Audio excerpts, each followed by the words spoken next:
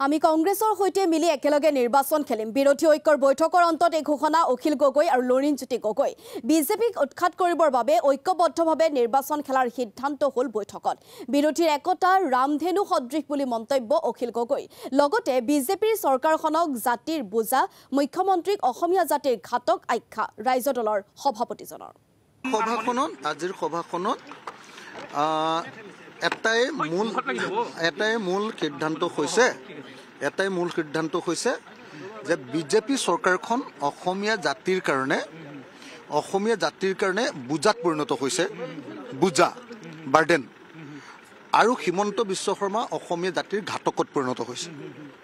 সেই ঘাতক আৰু সেই বুজাৰ পৰা পৰিত্ৰাণ দিবৰ কাৰণে আমি 2026 একেলগে নিৰ্বাচন খেলিবলৈ সিদ্ধান্ত আজি ললোঁ। 1 নম্বৰ কথা। 2 নম্বৰ, আমি আটাইবিলাক ইছ্যুজ আলোচনা কৰিলোঁ, সববিলাক বিষয়, যে আমি অসমক কি দিম। আমিতো অকল বিজেপিক খেদিলে নহ'ব, নতুন অসম এখন কেনেকৈ বনাম। আমি কৈছোঁ যে আমাৰ এই যিটো ঐক্যবদ্ধ যিটো আমাৰ বিৰোধী ঐক্যবদ্ধ হ'ব, তাত মূল বস্তু কি থাকিব?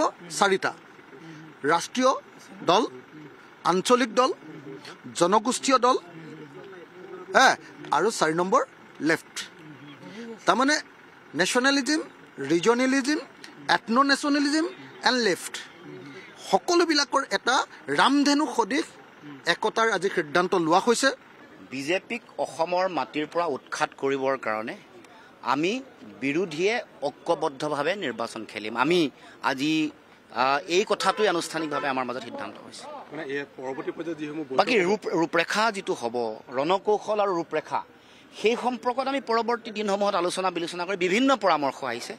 এজেণ্ডা কি হ'ব, কোনবোৰ পইণ্ট আমি হিট কৰিম, তেওঁলোকৰ উইকনেছ ক'ত, তেওঁলোকে কি কৰি আছে, কাৰাপশ্যন কি, এইবোৰ চব বহুত আলোচনা হৈছে। কিন্তু আমি প্ৰথম আজি অন প্ৰিন্সিপল নীতিগতভাৱে এটা সিদ্ধান্ত লৈছোঁ যে আমি ঐক্যবদ্ধভাৱে নিৰ্বাচন খেলিম। এইটো অসমৰ জনগণৰ প্ৰতি আমাৰ যিটো দায়িত্ব, এই দায়িত্ব আমি পালন কৰিবৰ কাৰণে আমি আগবাঢ়ি যাম। আমি ঐক্যবদ্ধভাৱে নিৰ্বাচন খেলিম, এইটো সিদ্ধান্ত।